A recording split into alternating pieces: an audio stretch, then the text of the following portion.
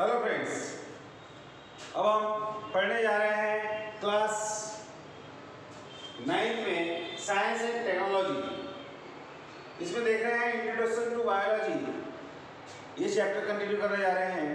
अब इसमें हम देखेंगे मुद्दे की बात बायोटेक्नोलॉजी। बायोटेक्नोलॉजी, ठीक है। तो बायोटेक्नोलॉजी होता क्या है? With the help of this technique, मतलब biotechnology, with the help of this technique, it has become possible to produce plants and animals bearing some new characteristics in addition to their normal one, natural one, ठीक है।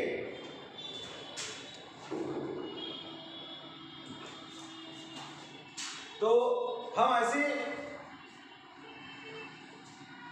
Technique है ये कि जिस technique से ये possible है to produce plants and animals have very some new characteristics than their natural जो कैरेक्टर्स है, उसके अलावा हमें उसमें नई प्रकार की नए कैरेक्टरिस्टिक फीचर्स उस एनिमल्स में या प्लांट्स में हम क्रिएट कर सकते हैं इस टेक्नोलॉजी के माध्यम से, ठीक है।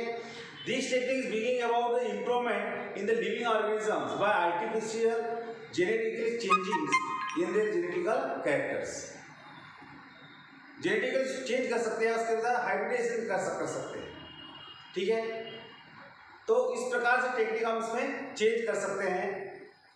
And Artificial genetic changes by hybridization for welfare of human beings are together called biotechnology। समझ में आ गई बात? बायोटेक्नोलॉजी में क्या काम कर सकते हैं? इस टेक्नोलॉजी के माध्यम से हम जो एनिमल्स है या प्लांट्स है उसमें नए कैरेक्टरिस्टिक्स ला सकते हैं। कैसे? इस टेक्निक के माध्यम से। जो नेचुरल जो है वो तो रहेंगे उसके कैरेक्टर्स, लेकिन उसके जो कैरेक्टर्स फीचर्स जो है वो चेंज कर सकते हैं by changing their genetical characters and hybridization के माध्यम से। समझ में आ गया? इन सबको मिला के बना क्या है तुम्हारा एक बायोटेक्नोलॉजी। समझ में आ गई बात? अब इसके बाद में it includes techniques of engineering, genetic engineering. इसमें एक टेक्निक है जेनेटिक इंजीनियरिंग।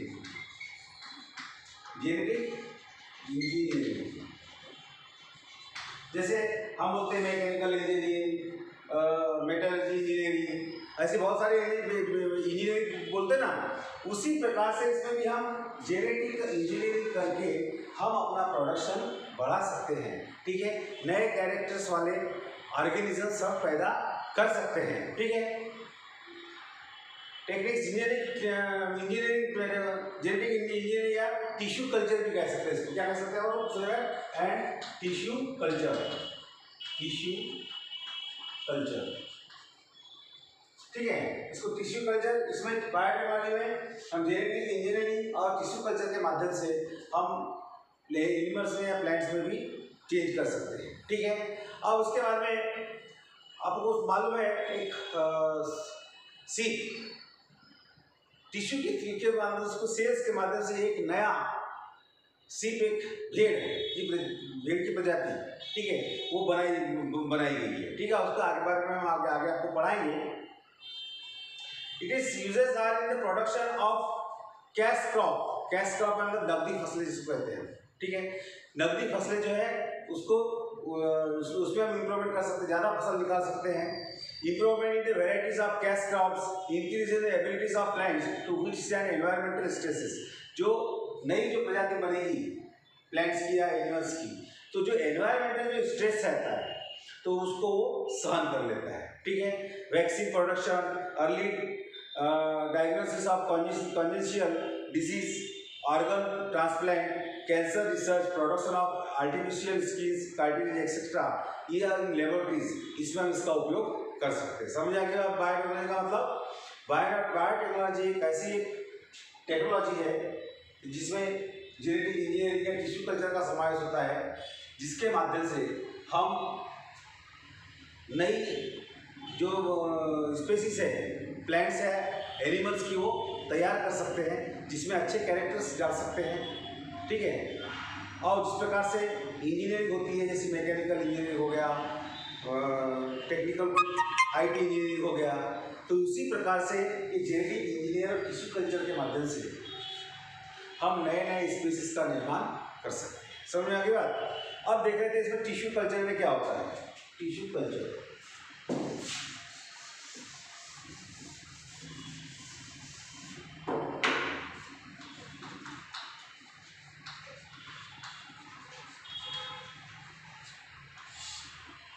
टिश्यू कल्चर में क्या है, suppose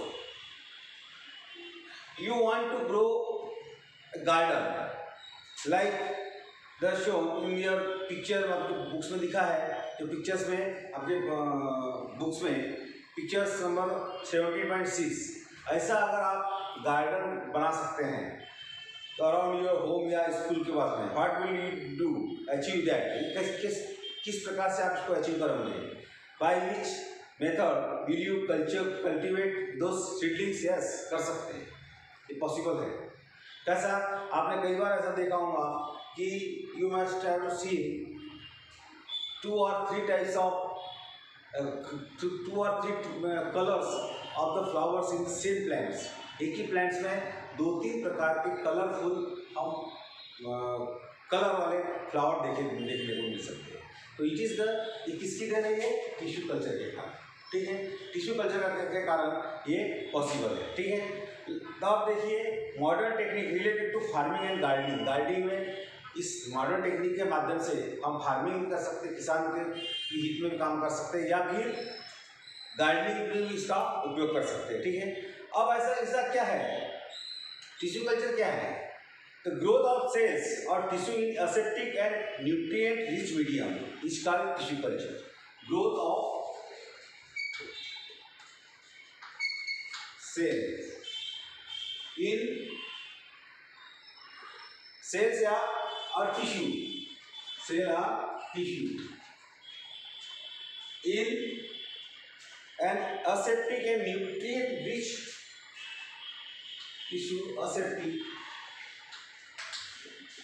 and nutrient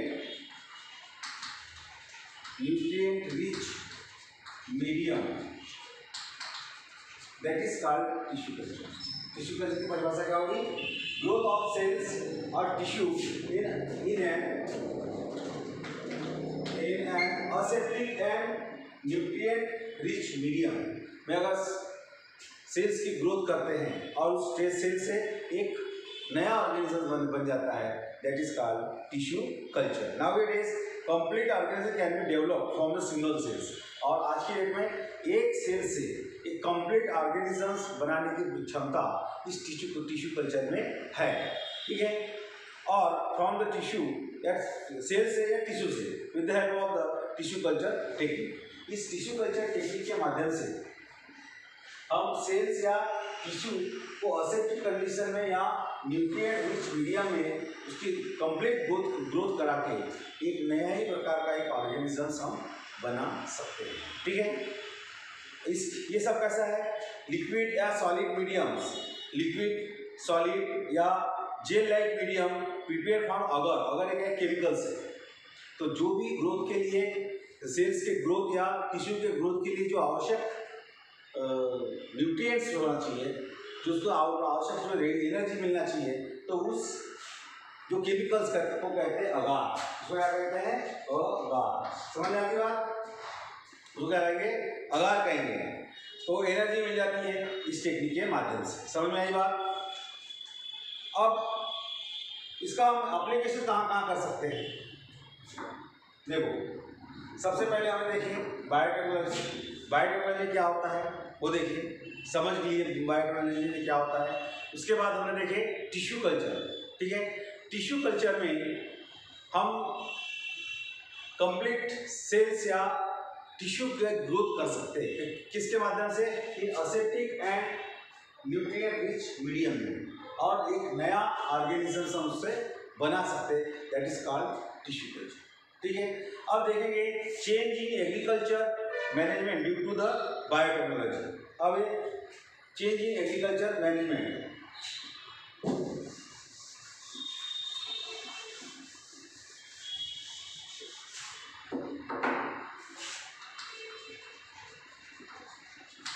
change in agriculture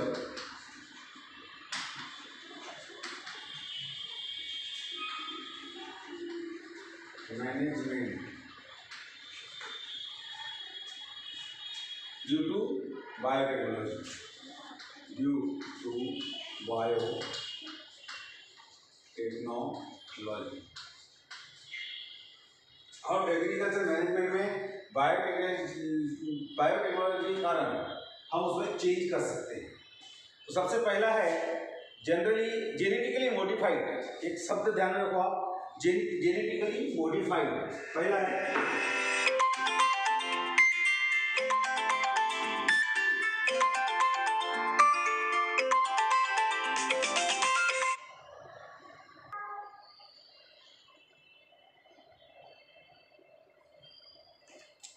इधर देखिए, change in agriculture management due to biotechnology, पहला है जेनेटिकली मॉडिफाइड क्रॉप्स, उसको शॉर्ट में बोलते हैं जेनेटिकली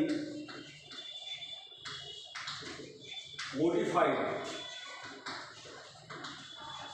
क्रॉप, इसको शॉर्ट में कहते हैं जीएम क्रॉप, जीएम क्रॉप, ठीक है। और इस GM crop is produced by introducing change in the DNA of natural crops।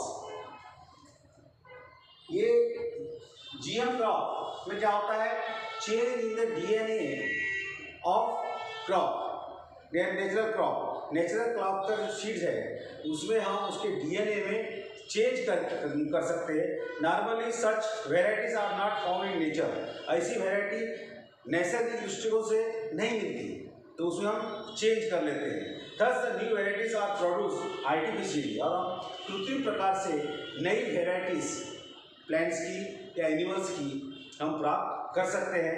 Different useful characters are introduce in such varieties, बहुत सारे यूजफुल जो कैरेक्टर्स है वो हम उसमें हम प्रोड्यूस कर सकते हैं। जैसे कि आप कोई जो क्रॉप है वो क्रॉप अपने को उत्पादन बहुत कम देता है, ठीक है, तो उसमें मॉडिफाइड क्रॉप में के डीएनए में कुछ चेंज करके ज़्यादा फसल, ज़्यादा क्रॉप देने वाली वेराइटीज़ हम उससे प्राप्त कर सकते हैं।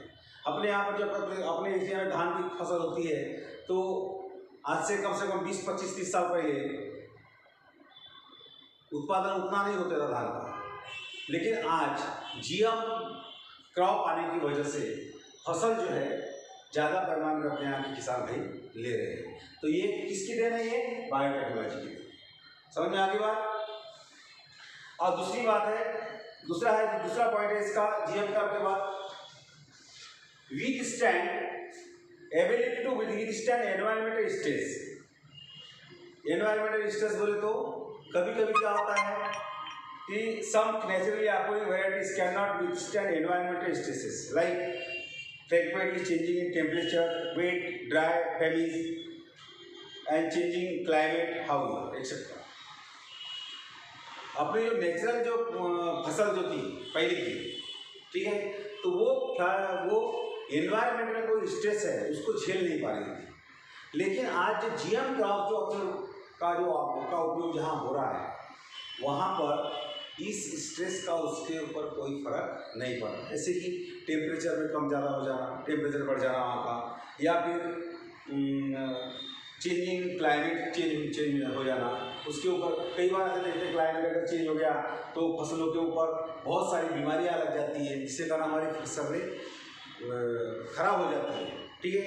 लेकिन हमने उसके जगह पर जीएम क्रॉप का उपयोग करते हैं तो बहुत सारे डिसीज से लड़ने की क्षमता उस क्रॉप सीड में आ जाती है, ठीक है। तो however GM crops grow in any such adverse condition, अगर ऐसी एडवर्स कंडीशन अगर भी आ भी गई तो ऐसे एडवर्स कंडीशन में भी अपना जो जीएम क्रॉप है वो एनवायरमेंटल स्ट्रेस यदि आ गया, एनवायरमेंट कोई बिगाड़ आ गया तो उसको टॉलरेट कर सकती है, समझ आएगी। और जो नेचुरल जो अपनी फसलें थी वो उतना उसको टॉलरेट नहीं कर सकती, ठीक है। तो तीसरी बात है, तीसरा पॉइंट है, GM crop are resistant to insect, pest, pathogens, chemical, weedicides, etc. The use of harmful chemicals like pesticides can be avoided. हम क्या होता है कि फसल को अगर किसी प्रकार की बीमारी लग गई, किसी पेस्ट का उसके ऊपर आक्रमण हो गया, तो हम अगर उसके ऊपर बहुत ज़्यादा केमिकली अगर कुछ दवाइयों का उपयोग करते हैं तो उसका साइड इफेक्ट उसके ऊपर होता है, ठीक है।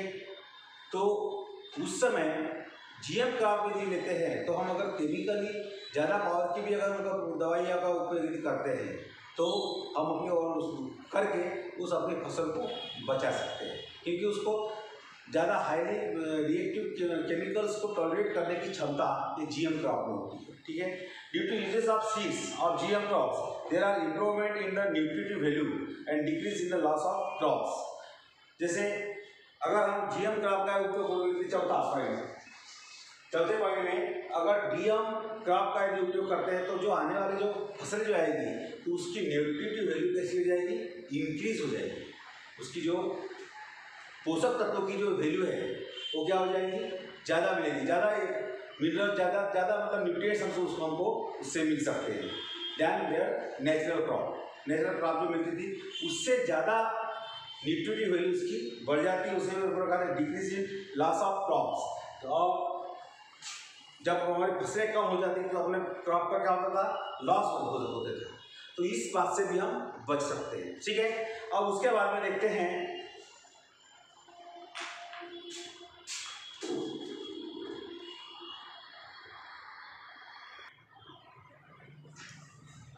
so in this way as seeds are better quality of crops are being produced, इस प्रकार से जो सीड्स में बेटर क्वालिटी हो, इस प्रकार से सीड्स हम इस बायोटेक्नोलॉजी के माध्यम से हम प्राप्त कर सकते हैं।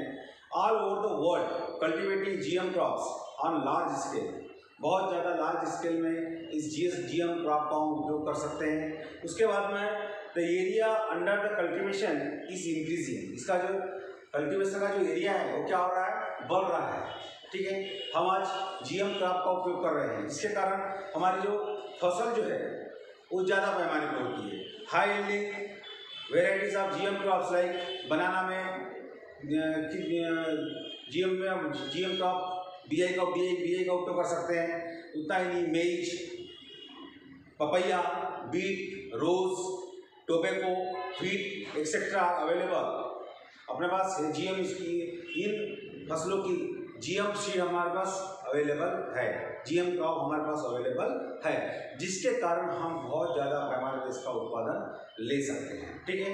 और उसी प्रकार से pest resistant genes have been introduce in the same of this crops GM crops, यानी पेस्ट रेजिस्टेंट, पेस्ट का हमला भी उस फसल पर हो जाती है तो उसको वो रोकने की उसमें क्षमता हम उस सीड्स के अंदर में पैदा कर सकते हैं। फॉर एग्जाम्पल्स अगर देखते हैं अभी मार्केट में देखा जाए मेज, ऐसी GM क्रॉप जो बनी हुई है तो मेज बाजरा, ठीक है, मेज में फसल है MON 801, MON 800 और 810 801, ये एक फसल है, ये उसकी GM क्रॉप है।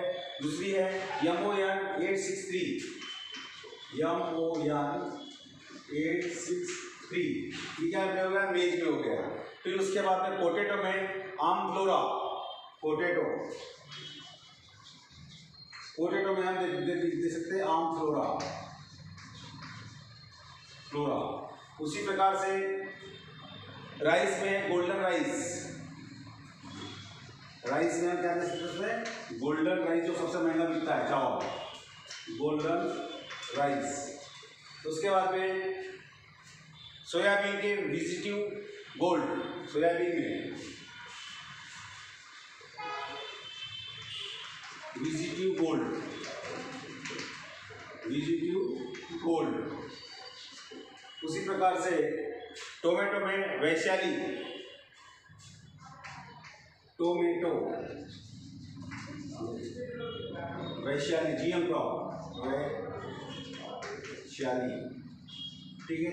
उसी प्रकार से कॉटन में BT कॉटन, कॉटन तो कौन सा कॉटन, BT कॉटन, समझ में आ गई बात। तो ये हमने एप्लीकेशन जिसका उपयोग कर सकते हैं जेनेटिकली एग्रीकल्चर की चीज़ में हम इतना इसका उपयोग कर सकते हैं। GM क्रॉप का मतलब होता है जेनेटिकली मॉडिफाइड क्रॉप, और हम अपनी इस बायोटेक्नोलॉजी के माध्यम से हम अपनी फसल की उत्पादन क्षमता जो है वो बढ़ा सकते हैं। अभी मार्केट में जो है GM क्रॉप्स अवेलेबल है, HP MON 810, MON 863, पोटैटो की है आमफ्लोरा, राइस की है गोल्डन राइस, सोयाबीन की है VGQ गोल्ड, टोमेटो की है वैशाली, और कॉटन में BT कॉटन, ठीक है। इन सीड्स का, इन बिजाई का यदि हम उपयोग करते हैं तो नेचुरली हमारी जो फसल है वो अच्छी होने वाली है, ठीक है।